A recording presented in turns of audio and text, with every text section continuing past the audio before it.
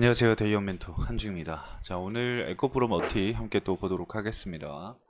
오늘 말씀드릴 내용은 리포트가 하나가 이제 나왔는데 그 리포트 관련해서 어떠한 내용들이 있었는지에 대해서 리뷰를 하면서 말씀을 드려보도록 하겠습니다. 리포트 자체를 보여드릴 수는 없기 때문에 그 중간중간 내용을 제가 캡처를 해서 가지고 왔고요.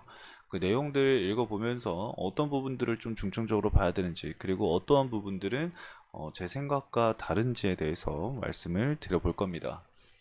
일단 제목은 이러나 저러나 외부 고객사 확보가 중요하다라고 이렇게 제가 적어놨는데, 이유는 간단합니다. 현재 에코프로 BM의 단기적으로 이 양극재 판매가 부진하고 있는 상황입니다.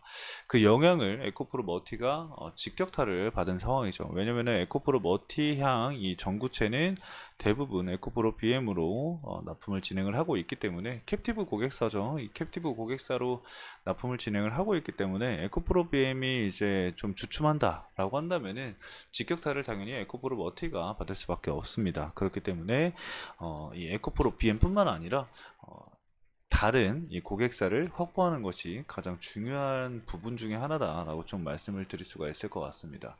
그리고 그 리포트에 이제 높은 밸류 프리미엄은 좀 부담이 된다 라고 적혀 있는데, 오타가 있죠.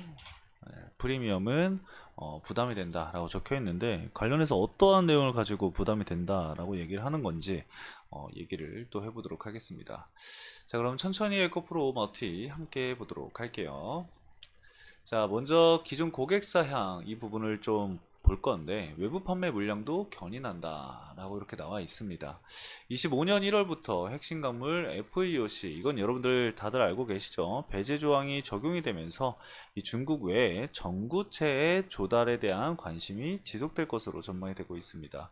이 FEOC의 전구체 관련해서 중국 배제가 적용이 되는 게 이제 2025년부터 적용이 됩니다. 그렇기 때문에 2025년부터 쇼티지 관련해서 계속해서 이야기가 나왔었죠. 이 전구체 관련된 그 부분을 지금 얘기를 하고 있는 겁니다.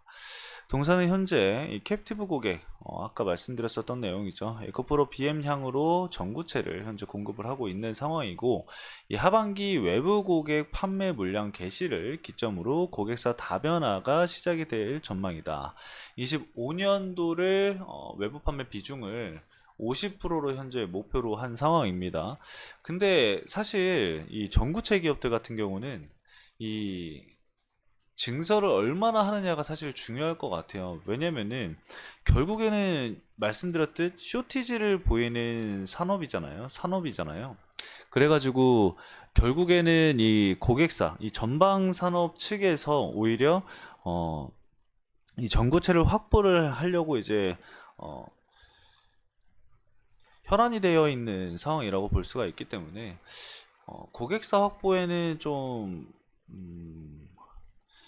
무리가 되지 않지 않을까 생각이 듭니다. 그래서 그런 부분들보다는 증설이 어떻게 진행이 되는지를 좀 지켜보는 게 중요할 것 같아요. 그래서 외부 고객사도 과연 어디로 이제 확보를 하는지도 물론 중요하겠죠. 그래서 그런 부분들은 앞으로 같이 좀 체크를 해보면서 우리가 좀 지켜볼 투자 포인트 중에 하나라고 볼 수가 있겠고, 3월 공시한 이 북미 OEM향 전구체 공급은 4분기에 시작할 것으로 예상이 된다.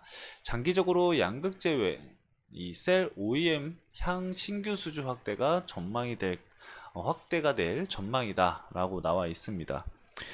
지금 계속해서 얘기하고 있는 것은 결과적으로 25년도에 우리가 기대를 해볼 수 있는 내용들인데, FEOC와 그리고 이 북미 OEM향 이 전구체 공급이 시작되는 4분기, 그러면은 실질적으로 이제 매출이 이제 반영이 되는 것은 2025년도부터 이제 본격적인 매출 반영이 시작이 되겠죠. 그러고 나서 새로운 고객사를 확보를 하고, 그런 부분들도 2025년도에 몰려 있기 때문에 2025년도에 긍정적인 흐름을 좀 보이지 않을까 생각이 듭니다. 그래서 그런 부분들은 우리가 좀 참고를 해야 되는데, 앞으로의 이제 주가 상승이 좀 나오기 위해서는 어떤 부분이 좀 해소가 돼야 되느냐. 지금 말씀드렸었던 이런 고객사적인 부분들도 있겠지만, 일단 첫 번째로 에코프로 BM의 단기 양극재 부진이 좀 해소가 돼야겠죠. 그래서 재고 축적되어 있던 물량들이 좀 빠르게 빠져나가면서 신규 물량들도 공급을 진행하게 되면서 매출액을 끌어올리는데 중요한 역할을 좀 해야 되지 않을까 생각이 듭니다. 그래서 실적 부진 얘기가 이렇게 나오고 있는 거죠. 에코프로비엠의 재고 조정 영향으로 1분기 전구체 판매량은 전분기 대비 40% 감소를 했고 재고평가 손실이 480억 원이 반영이 되면서 1분기 영업이익이 130억 원으로 적자를 기를 전환을 했습니다. 에코프로비엠의 단기 양극재 판매 부지 그리고 3반기 재고 소진 영향 지속적인 영향으로 인해서 2024년 매출은 전년 대비 42% 하락할 전망이고 다만 25년에는 북미 현대차 SK 블로벌 그리고 스텔란티스 등 이 신공장 가동으로 인해서 재고 비축 수요 발생이 예상이 된다. 그래서 이제 3공장과 4공장 가동 본격화가 더해지게 되면서 외형 성장 예상이 진행이 된다. 그건 2025년이죠. 제가 앞에 말씀드렸었던 내용이랑 일맥상통하는 부분이죠. 그래서 2025년도에 매출액 1조 원을 이제 기록을 하게 되면서 YOY 98%를 예상을 한다.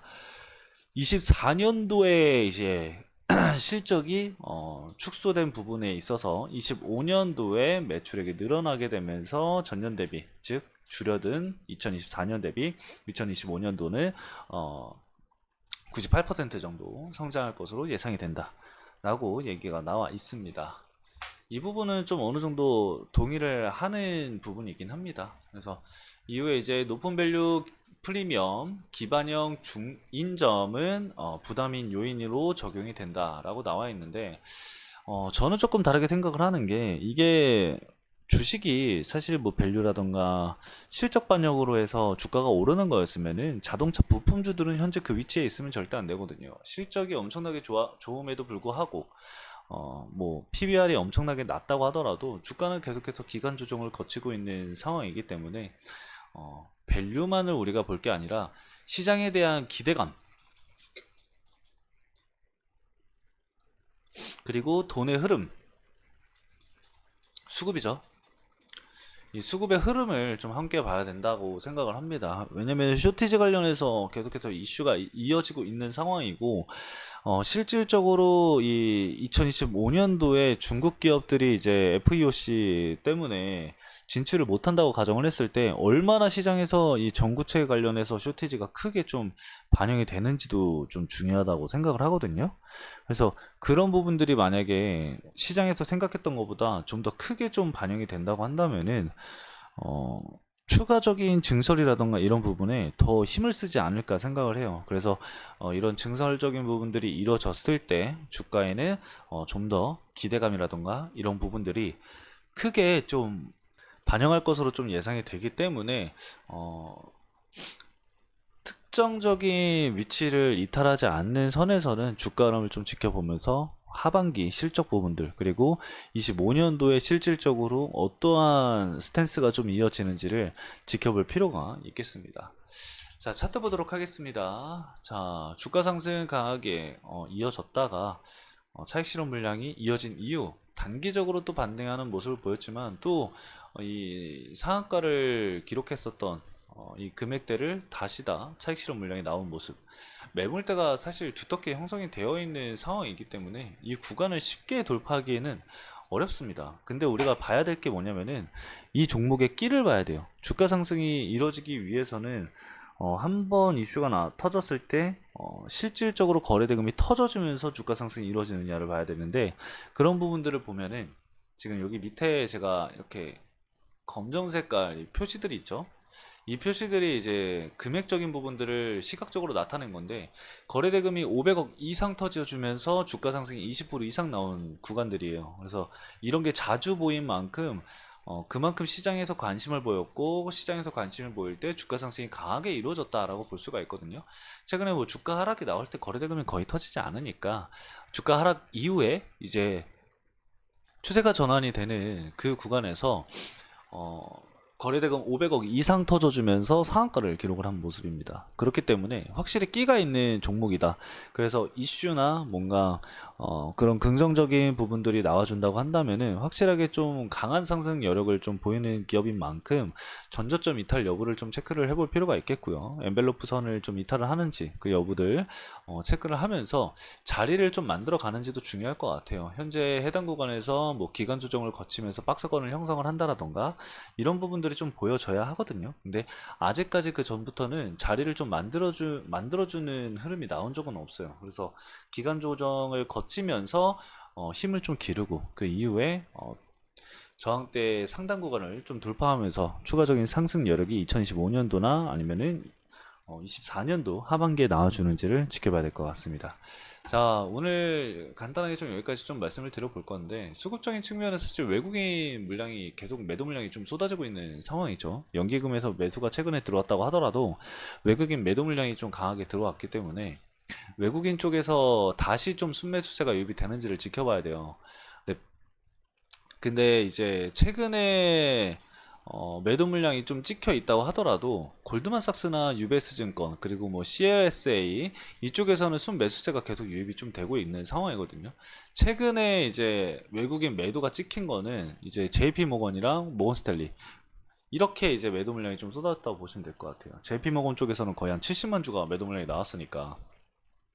그래서 외국인 물량이 매도가 찍혀 있더라도 어, 순매수를 지금 유입하는 창구가 있다 보니까 이 창구 쪽으로 추가적인 매수세가 계속해서 유입이 되는지 이 매도와 매수적인 부분들 어느 구간은 어느 창구에서 어느 정도의 이 물량들이 쏟아지는지를 체크를 계속해서 하셔야 될 것 같습니다. 자, 오늘 간단하게 에코프로 멀티 여기까지 좀 확인을 하면서 마치도록 하겠습니다. 일단 영상도 시청해주신 여러분들 감사합니다.